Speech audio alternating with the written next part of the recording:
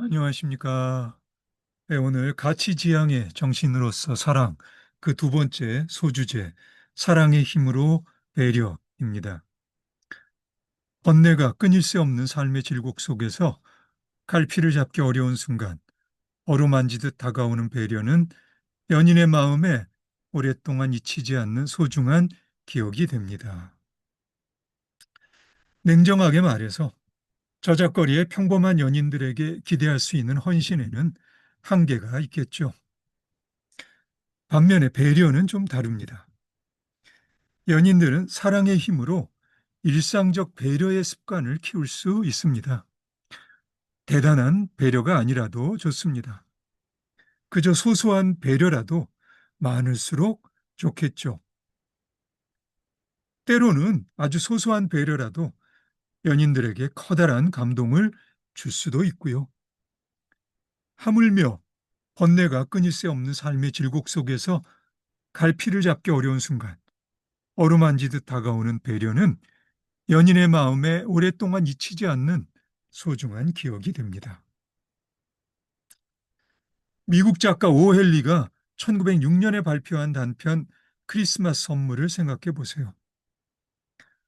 사랑의 힘으로 연인들 간에 배려하는 마음을 대표하는 아마 세상에서 가장 유명한 이야기일 겁니다. 가난한 남편은 크리스마스 선물로 자신의 시계를 팔아 아내의 빗세트를 샀고요. 가난한 아내는 자신의 머리를 잘라 판 돈으로 남편의 시계줄을 샀죠. 연인들이 서로를 위해 마음 쓰는 이러한 배려의 값어치는 돈으로 값을 매길 수 있는 성질의 것이 아닙니다. 중국 작가 위하의 1995년 소설 허삼관 매혈기에는 중국의 현대사를 가로질러 가족을 위해 줄곧 목숨 같은 피를 파는 아버지의 헌신이 그려집니다. 나는 소설은 못 읽고요. 2003년 강대홍 연출로 극단 미추에서 무대에 올린 연극을 보았는데 가족을 위한 허산관의 삶 그 자체가 헌신이었지만 그중에서도 허삼관이 결혼 전 다른 남자의 아이를 임신했다고 자아 비판받는 아내 곁을 지켜주는 배려가 인상적이었습니다.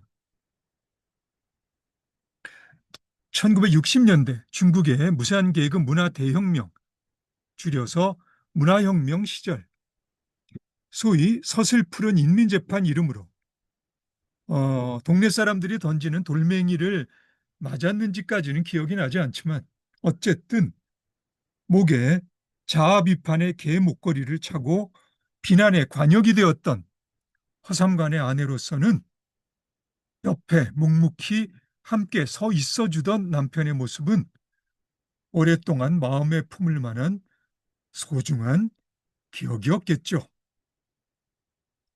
이 소설을 원작으로 2015년 하정우 감독이 허삼관이란 제목으로 영화를 만듭니다만 안타깝게도 이 장면의 감동은 사라집니다. 중국의 역사에서 커다란 파문을 일으킨 문화혁명이라는 사건을 배경으로 가능한 장면이라 우리나라 현실로 가져오기가 어려웠던 것은 이해할 수 있겠으나 그래도 워낙 아내에 대한 남편의 배려가 빈약했던 우리의 5, 60년대 사정을 염두에 두고 효과적인 대안을 좀 고민을 해서 생각해낼 수 있었으면 좋았을 겁니다. 좀 아쉬웠습니다. 예. 2009년 시인 원태연이 메가폰을 잡아 만든 영화 슬픔보다 더 슬픈 이야기는 배려임을 드러내지 않는 감추어진 배려의 사연을 보여줍니다. 사실 배려를 하다 보면 배려를 드러내고 싶은 자기중심적 충동을 느낄 수도 있습니다만 역시 배려는 오른손이 한 일을 왼손이 모르게 하는 배려가 더 큰 울림을 줍니다. 슬픔보다 더 슬픈 이야기는 철저하게 드러내지 않고 자기만큼이나 소중한 연인에게 배려보다 더 배려적인 사랑을 하는 이야기라 말할 수 있습니다. 이 영화의 남여 주인공인 K와 크림은 중학교 시절 가족을 모두 잃습니다. 둘 다 혼자 살다가 고등학교 시절 의기투합해 둘은 함께 살기 시작합니다. 서로가 유일한 가족이었던 K와 크림은 서로를 보살피며 삽니다.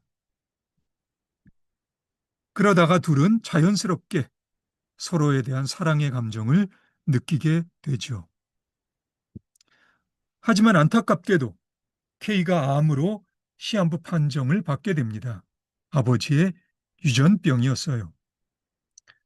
K는 죽기 전 크림에게 좋은 남편을 구해주려 하고요. 그래서 주한이란 인물이 등장합니다. 주한에게는 제나라는 약혼녀가 있어서 K는 제나를 설득해 화원하게 합니다. 그리고 결국 크림과 주한은 결혼하고요. K는 죽습니다. 크림이 K를 따라 스스로 삶을 마감하면서 영화는 끝납니다.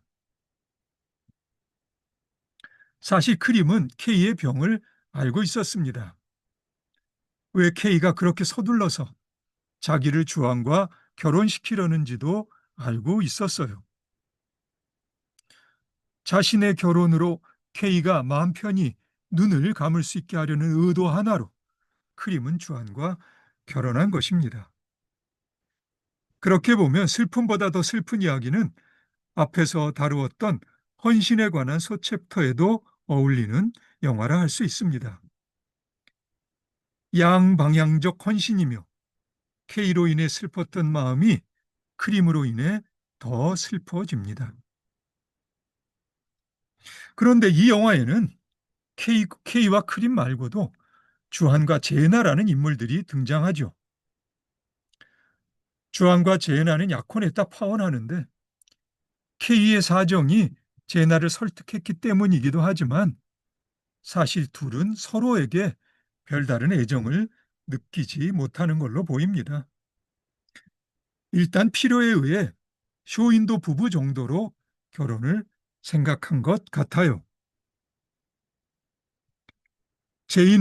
제나는 K에게도 깊은 관심을 보일 정도로 관계에 오픈되어 있는 여자입니다.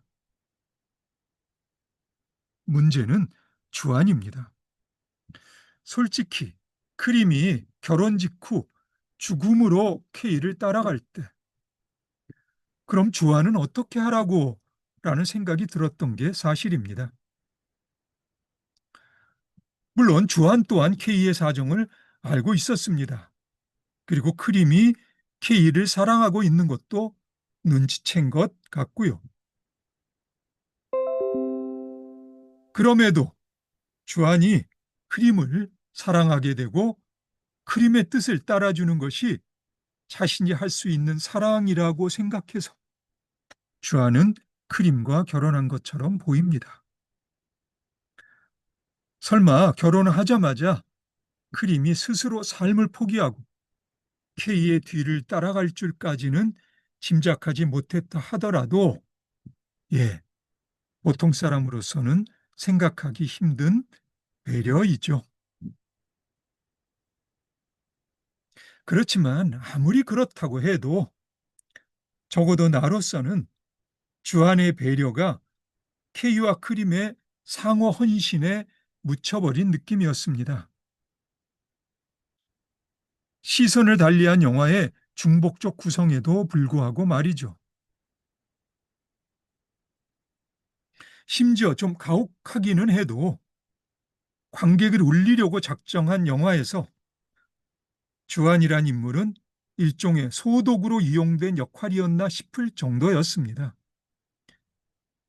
아무리 슬픔보다 더 슬픈 사랑 이야기라 해도 이건 좀 아니지 않나 하는 좀 어처구니 없다는 생각까지 들 정도였습니다. 그러다가 한 젊은 학생의 주안에 대한 해석을 들을 기회가 있었습니다. 신선한 해석이었습니다. 이 해석에 따르면 주한이 그만 크림이 아니라 K를 사랑하게 되었다는 겁니다. 예, 좀 놀라운 해석이었어요. 그렇다면 주한이 게이라는 건데, 근데 이렇게 보면 이 해석의 연장선상에서 주한과 제나의 거의 냉담에 가까운 관계도 이해가 되고요. 무엇보다도 연기자 이범수가 창조한 주한이라는 역할에 갑자기 따뜻한 피가 흐르는 느낌이 들기도 합니다. 결론적으로 K를 사랑하게 된 주한이 K를 편안하게 보내고 싶다는, 그러니까 크림과 같은 이유로 결혼하는 신용을 하게 된 겁니다.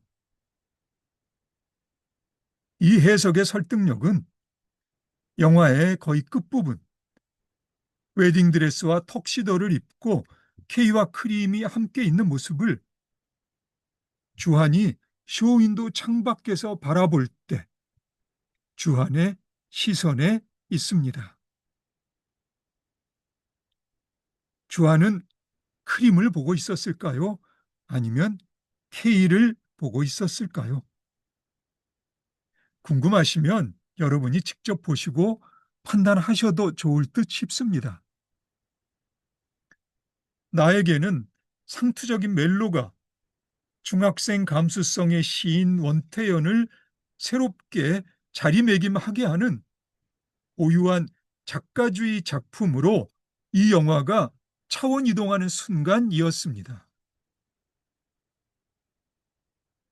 여러분의 판단에 간섭할 생각은 없지만 이 학생의 해석은 적어도 나에게는 설득력이 있었습니다.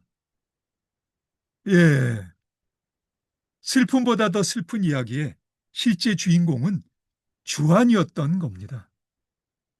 크림의 사랑은 죽음을 선택할 정도로 절망적이었으나 주한의 사랑은 끝까지 살아남아서 주변을 배려하는 사랑이었던 겁니다. 이러한 해석 덕분에 죽음이 또 다른 죽음을 부르는, 조금은 지나치게 슬픈 이야기에 균형이 맞춰지는 것 같아서요. 나로서는 다행스러운 느낌까지 들게 한 신선한 해석의 쾌거였습니다. 네, 그럼 오늘은 여기까지 할까요? 사실 이어서 8월의 크리스마스라는 영화에 대해 함께 이야기하려고 합니다만, 아, 이 영화도 너무 급하게 서둘러서 이야기할 영화는 아닙니다. 그래서 오늘은 여기까지 하겠습니다. 그리고 우리 다음에 다시 만나서 이어서 8월의 크리스마스에 대한 이야기 함께 예, 나누도록 합시다. 그럼 오늘은 여기까지 하겠습니다. 오늘도 수고 많으셨고요. 그럼 우리 다음에 다시 봅시다.